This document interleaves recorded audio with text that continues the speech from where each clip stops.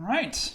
Hello. Welcome to Bible 101. We're back in the story of Joseph and just continuing on with that. So, let's have a word of prayer. Lord God, thank you for this time.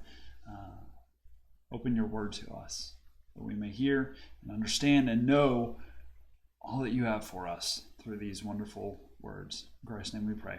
Amen. Now, if I'm not mistaken, where we ended last time was Joseph is in Egypt. I'm going to move this. I apologize for the noise it creates. Joseph is in Egypt. He's been sold into slavery. He was wrongfully accused and sent to prison, and now he's been languishing in prison. And I think that's maybe where we ended. I didn't see. Anyways, he's in prison and he is kind of overseeing things. And just like in Potiphar's house, the person who's in charge of the prison realizes that everything that Joseph is given does well. And so he's given more and more and more authority until finally the chief of the prison basically doesn't have to worry about anything. He's just kind of hanging out and letting Joseph take care of everything. Well, one day Joseph sees there are two. No, I did tell this story, right? So the chief cupbearer and the bread maker, both sent to prison by Pharaoh, both returned after they had dreams. Joseph interprets them. They're both sent back to Pharaoh. The chief cupbearer is restored, and the baker is killed. The chief cupbearer was supposed to remember Joseph, but he doesn't. And so 2 years later, the story picks up. Joseph has been spending all this time in prison. Yes, he's kind of been given this good place. So, he's given authority. He has a comfortable, semi-comfortable life, at least for a prisoner. But he's still in prison. 2 years later, Pharaoh has a dream. And he calls up all the magicians, and he calls up all of the wise men, all the people who would interpret these things for him, and nobody can give him a good interpretation. Nobody has any idea what it might mean. And so the chief cupbearer, I imagine very sheepishly comes to Pharaoh and says, I know you have this dream that needs an interpretation. You may remember you put me in jail a couple of years ago. And there was a guy there who interpreted my dreams, and everything that he said happened. And everything that he said would happen with the chief baker happened because of our dreams. So maybe you should go get him. And so they do. They send for Joseph, and they go and get him, and they clean him up, and they shave him, and they put clean clothes on him. This is an important bit because it will come up both in this story and in the next story, that the Egyptians are very sort of clean-minded. They're kind of metrosexuals before there were metrosexuals. They were very interested in, keeping clean, at least the upper class, right? They would shave oftentimes their entire bodies.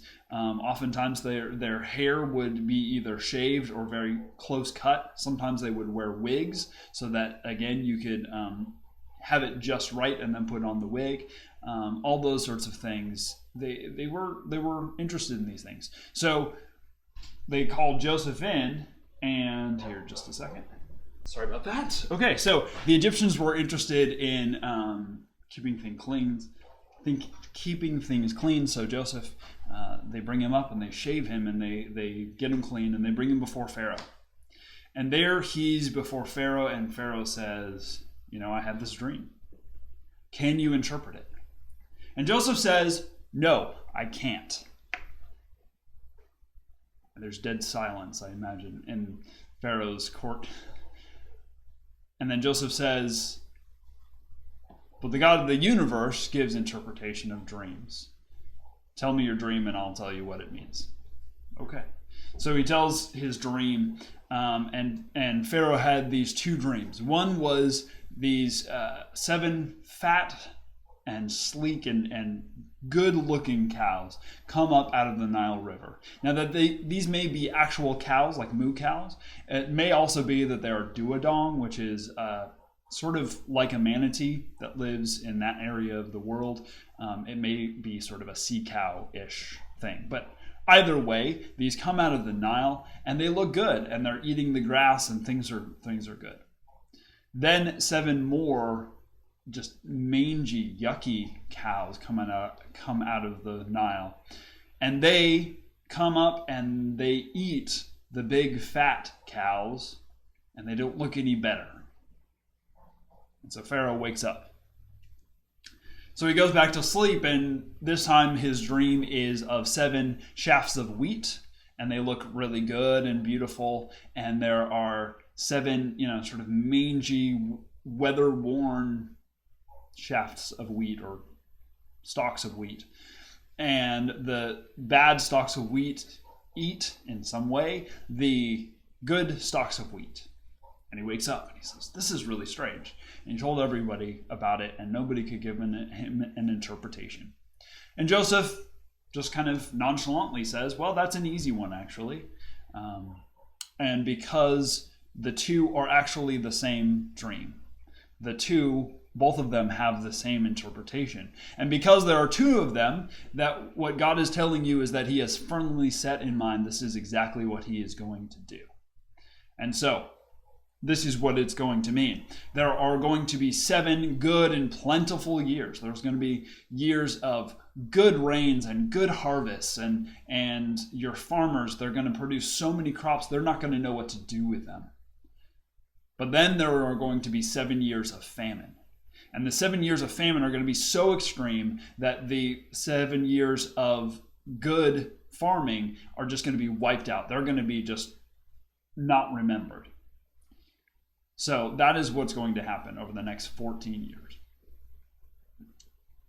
And then Joseph keeps talking. He says, well, it's not necessarily my place, but just so you know, if I were you, I would put someone who's good at management in charge of all the grains and bring in all of that extra surplus for the first 7 years, and then you'll have it for the next 7 years, and it'll carry you through.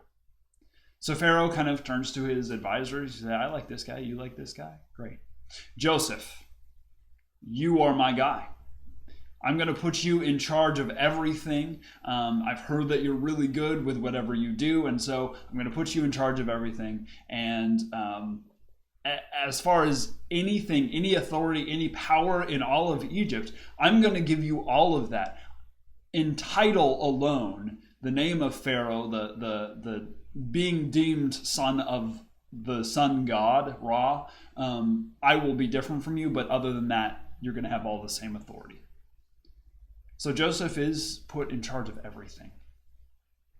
Everything through all of Egypt. And so 7 years of plenty happen, and he goes to all the farmers and he says, give me 20% of your grains, give me 20% of your vegetables, all that sort of stuff. And they gladly give it over. No problem. Yeah, sure. They have so much that, they have plenty for their own families. They have plenty to store up for future years. They have plenty to sell, and it's great, no problem. And so they give it over. But then year 8 comes, and whatever it is, there's no rain. The Nile starts to dry up. They don't have anything, and they go through their stores that they had built up over those 7 years, and they run out of those, and they come to Pharaoh and they say, Pharaoh, give us food. And Pharaoh says, go to Joseph. He has food. Joseph at this point has stored up so much food, he's lost count of how much is being stored out. He's built all of these cities to store all of the food. There's plenty of it. And so he says, okay, give me some silver. This is fairly new technology that's used in Egypt of a monetary type system. Give me some of that silver and I'll give you some food. And so he sells the food to them and they're able to eat. Well, this famine doesn't just reach through Egypt. Oh, I didn't switch it to the other one, did I? Oops. So it wasn't just in the land of Egypt. It was also in the land of Canaan. And so, of course, Joseph's brothers and his father are there in Canaan, and they start to feel the hunger pains. They start to feel this this drought, this famine that's coming through. Part of that is because that there's less rain than normal, but also Egypt is known as the ancient breadbasket, the breadbasket of the world. They produced so much food there that it supplied everywhere else. So when Egypt runs out of food, then everywhere else does too. Well, Jacob is talking to his sons, and he says basically this: stop just staring at each other wishing that there were food. I hear that there's food down in Egypt. Go and get some. And so they say, okay, yeah, we'll do that. So 10 of them go. Reuben, Simeon, Levi, Judah, Dan, Naphtali, Gad, Asher, Issachar, Zebulun. Joseph is, of course, gone, right? But Benjamin they do not take. So the top 10 go, and they head down to Egypt so that they can get food. And they line up probably in a big, you can imagine a big food line, and everyone is just waiting their turn to buy this food from the second in command of Egypt. It's Joseph, but he has an Egyptian name. He dresses like an Egyptian. He walks like an Egyptian. And he has the eye makeup. He's probably clean shaven. He's wearing white linens. They don't recognize him. But he recognizes them. He realizes that that's his stupid brothers that sold him into slavery. Later on, we will hear that he has sort of had a change of heart. But at this point, he kind of messes with them.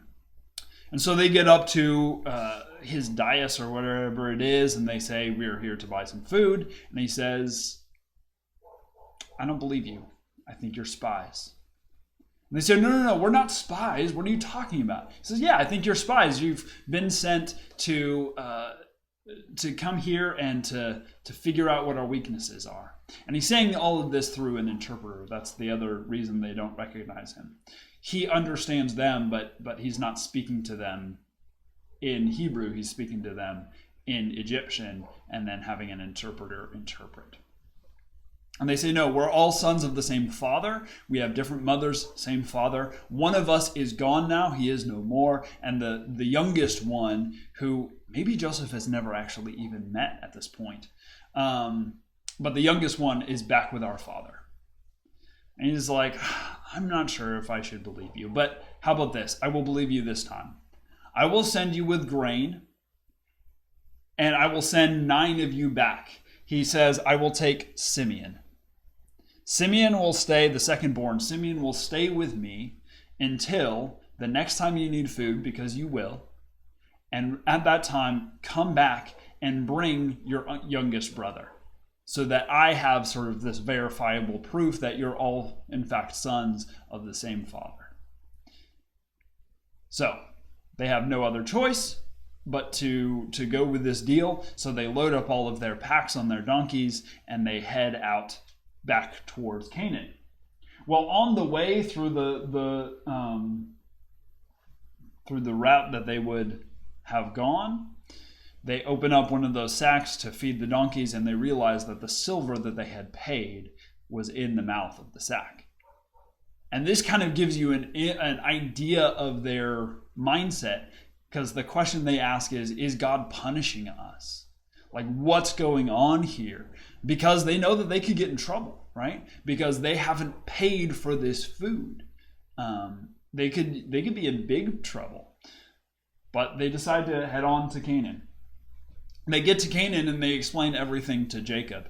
And Jacob says, you're going to bring my old head down to the ground, right? Because one of my sons, Joseph, is gone and will never come back again. Simeon is gone and probably I'll never see. There's no way I'm going to let you take Benjamin with you. Reuben, the oldest, says this to Jacob: I promise that if you let us go with Benjamin, I will bring him back. You can have my sons. You can do whatever you want to them. You can put them into slavery. You can kill them. take retribution out on my sons, but I will bring Benjamin back alive. And Jacob says, no.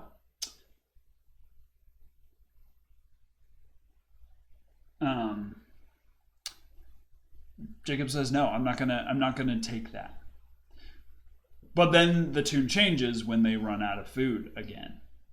And so they're arguing with one another, and they don't want to do this, and Jacob doesn't want them to do this. But Judah, fourth born, he comes to Jacob and he says this: we need to go down to Egypt to get some more food.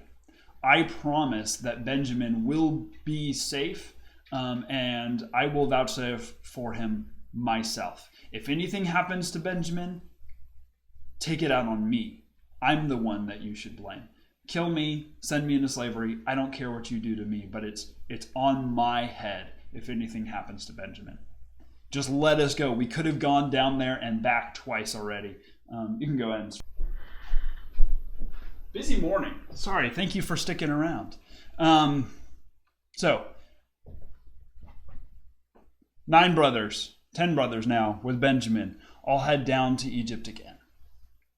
And they go and they line up in the line just like they did last time. And Joseph sees them and he realizes who they are.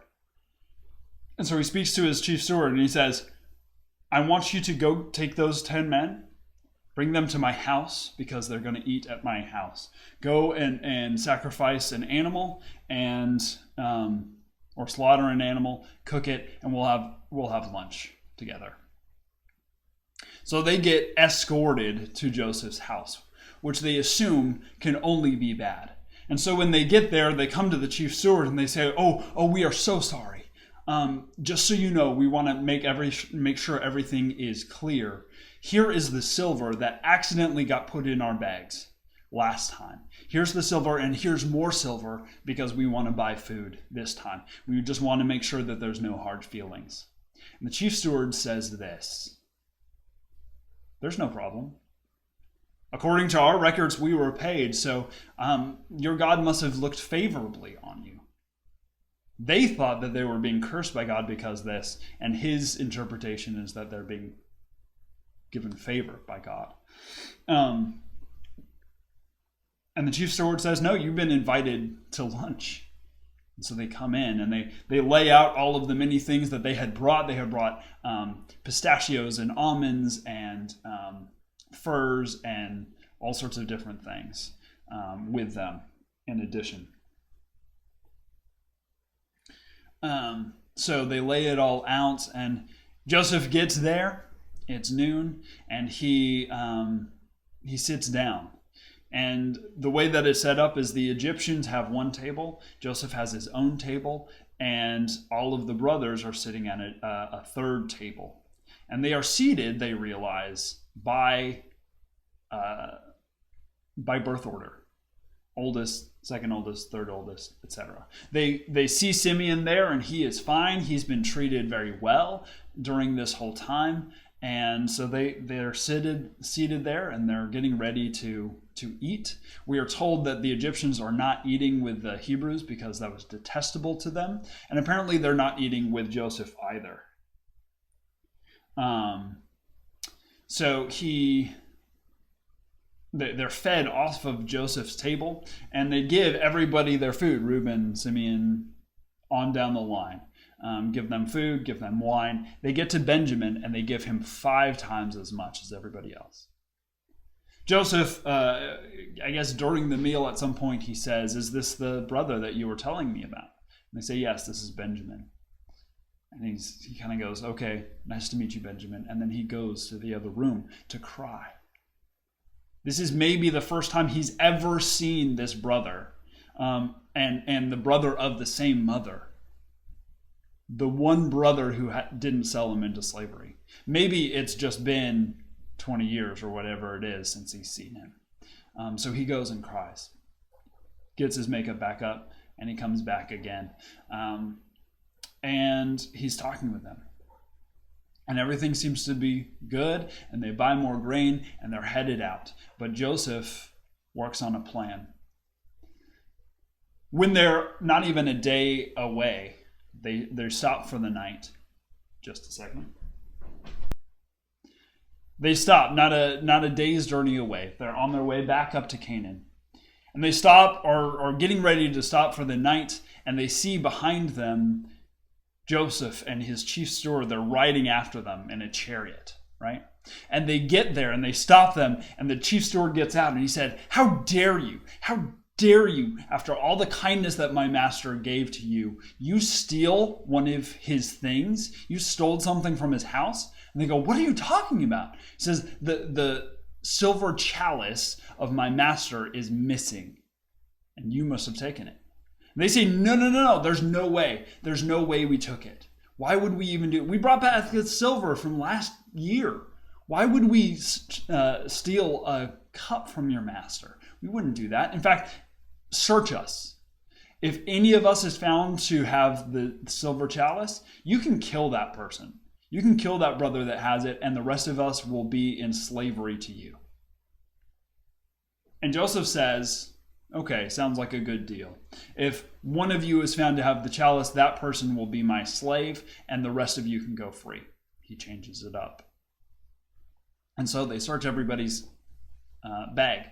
One by one, they start with Reuben and go on to Simeon and down to Levi, and they keep going until they get to Benjamin, and lo and behold, there in Benjamin's bag is the silver chalice. And everybody freaks out, and Judah grovels. He hits the ground, and he says, "No, my master, please do not hold this against him. Take me instead of Benjamin. There's no way you can take Benjamin. My poor father, who has lost Benjamin's only other brother from that wife, who he loved dearly. He's already lost that other brother. He is gone. He is no more. And my father, if Benjamin dies, or Benjamin does not come back, then it will bring his gray head down to the grave, and he will die. Please take me instead. Kill me. Do whatever you want to do to me. Let Benjamin go." And Joseph realizes that his brothers have changed. So he brings them back to his house, and there he sends all the Egyptians away, and he, takes off his makeup, and he comes to them and he says, "I'm Joseph, you guys." And it takes them a while to understand, "What are you talking about? You're Joseph." He says, "I'm Joseph. I'm your brother. I'm the one that you sold into slavery. I was the punk kid who told you about his stupid dreams, which incidentally came true, but we're not going to bring that up right now. I'm your brother." And once they realize, they start freaking out, right? Because he's not only their brother who they sold into slavery, but he has now all the authority of Egypt. And he says to them, "It's okay, I forgive you. You intended this for evil. We have no illusions, but we were all dumb and we were all young and stupid, right? God meant this for good. There is this famine going on, and we're 2 years into it. It's going to be 7 years. It's going to be 5 more years that this famine is going to go on. And the people of Egypt and the people in Canaan would all die out if I was not in Egypt. If I wasn't here, if God didn't send me here, you would be dead, and so would most of the people of Egypt." So God meant this for good. Joseph looks back and he sees the hand of God through this whole thing. Even something so terrible as to be sold into slavery, to go through all the things that he went through, he realizes that there was all a purpose for it. Well, Pharaoh finds out that Joseph's brothers are there and everything's good, and he sends carts all the way up, and there's this big processional and goes up to Canaan with carts, and they gather all of the families, and they gather Jacob, and they bring everybody down to Egypt. Pharaoh says, "You know what, don't even pack any of your stuff because you'll have the best of the land." They come down and they are settled in the land of Goshen, which is kind of this eastern part of Egypt. It was a place that had a decent amount of grass, and it was good for raising sheep and goats and cattle, which is good because the Egyptians really didn't like shepherds. But they were fine with leaving the Israelites there. And there was a huge celebration. They come down, and Jacob meets Joseph for the first time over whatever 20 years, and he breaks down. And he is so joyful. The depression, the deep depression that he had been in up to this point goes away. And he is so happy. He lives there for several years. He gets to the point where he knows that he's about to die, and so he asks Joseph to come to him. And he has him put his hand under his thigh, which was a sign of this sort of solemn covenant between people. And he says, bring me back. After I die, whenever you go back to Canaan, bring me back and bury me there. At first, he says to bury him with Rachel, his favorite wife, and then later he says to bury him with Leah, his other wife, and also Abraham and Sarah. They're all buried in the same area. And then Joseph has Jacob meet his sons, Ephraim and Manasseh, which were born, or Manasseh and Ephraim, Manasseh oldest, Ephraim the youngest, who were born there in Egypt. And Jacob goes to bless them, and he actually crosses his hands, and he blesses the younger one more than the older one. And he gives them this great blessing and says, from now on, you were 12 sons, right? But Manasseh and Ephraim are going to be counted as mine. They're going to have the same status as tribe as all of these others, which is a really interesting thing as well. Jacob then calls together all of his sons, and he gives these blessing, but actually often cursing, to his sons over what they have done. He promises several things. One of the most interesting things that is promised is Judah. And I think part of this, the fact that he seeks to be an intermediary, that he tries to give his own life to save Benjamin, may be part of this. But Judah is promised through Jacob that from his line will come kings. And there will be this long line of kings until the great king comes and will rule forever. Really weird and obscure until we understand what happened in Christ, because you may remember that David, first of all, is from the line of Judah, but also so is Jesus. But most of the other sons have basically curses that they're not going to do very well. Or sort of mixed different things. And then Jacob dies. Well, again, the brothers freak out because they realize, okay, Jacob's dead. Going back to the story of Jacob and Esau, right? Once their father was dead, Esau was going to kill his brother. So they think maybe this is what Joseph is going to do. So they go to him and they say, oh, by the way, Joseph, just so you know, our father Jacob, before he died, he mentioned that you should forgive us for all the terrible things that we did to you and not take it out on us. And here again, Joseph has this opportunity to share, no, you meant this for evil, but God meant it for good. And he goes through this whole thing again. And he says, I forgive you because what you did was all part of God's will. Yes, it was terrible.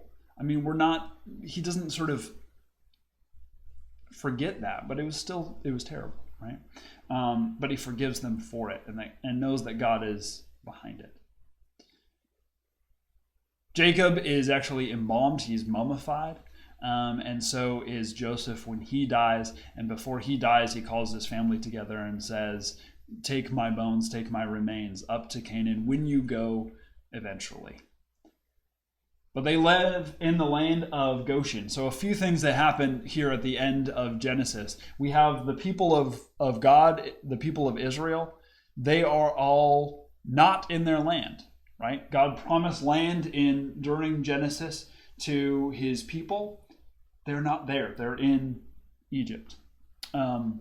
They're becoming this great nation. They're becoming all of these things, but they are not in the land. So that's a potential problem because they don't own a whole lot of the land, and so there's a lot of usage rights, and what's going to happen there. But then we have this other thing with the story of Joseph, that the question asked all the way at the beginning in chapter 4, "Am I my brother's keeper?" God asks Cain this question, or "Where's your brother?" And Cain asks, "Am I my brother's keeper?" We've had some rough times there. But here at the end, the answer, with Joseph telling twice that they meant for evil, but God meant for good. In the end, the answer to that question, "Am I my brother's keeper?" is a definitive yes. Even if he sells you into slavery, even if he does something terrible to you, yes, I'm my brother's keeper. I'm here to protect you. God put me here to protect you. So there's the book of Genesis, kind of in a nutshell over several videos. We'll continue on now. We'll skip 400 years until we get to Exodus. And the people of Israel are still in Egypt. And it gets worse for them. So we'll look at that next time. And thank you so much for joining me today. Sorry about all of the interruptions and all of that, especially for those of you who watched live. Thank you for sticking with me, even though I had to leave the room a couple times. Go to our website, faithpresbyteriansc.com, for more information, and subscribe to our YouTube channel. Share this video with someone else. Like it, and have a very blessed day. Thank you very much. Bye.